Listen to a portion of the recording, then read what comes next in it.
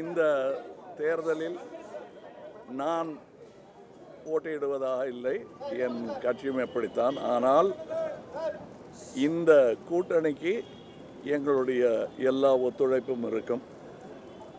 இது பதவிக்கான விஷயமே அல்ல, நாட்டுக்கான விஷயம் என்பதனால் நான் எங்கு கை குலுக்க வேண்டுமோ அங்கு கை குலுக்கி இருக்கிறேன்.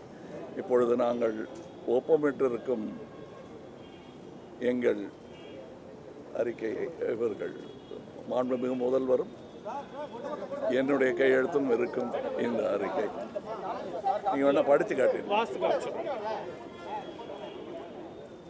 நாடாளுமன்ற தேர்தல் 2024 திராவிட முன்னேற்ற கழக தலைவர் திரு மு.க. ஸ்டாலின் அவர்களும் மக்கள் நீதி மய்யம் கட்சியின் தலைவர் திரு கமல்ஹாசன் அவர்களும் இன்று 9/3/2024 கலந்து பேசியதில் 2024ஆம் ஆண்டு நடைபெற உள்ள நாடாளுமன்ற பொது தேர்தலில் தமிழ்நாடு மற்றும் புதுச்சேரி உள்ளிட்ட நாடாளுமன்ற தொகுதிகளிலும் மக்கள் நீதி மய்யம் கட்சியின் சார்பில் தேர்தல் பிரச்சார பணிகளை மேற்கொள்வதெனவும் வருகிற 2025ஆம் ஆண்டு நடைபெற உள்ள மாநிலங்களவை அதாவது ராஜ்யசபா தேர்தலில் மக்கள் நீதி மய்யத்திற்கு ஒரு இடம் ஒதுக்கீடு செய்வதெனவும் முடிவு செய்யப்பட்டுள்ளது.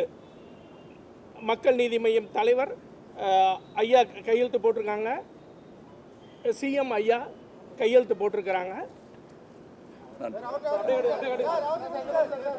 நன்றி.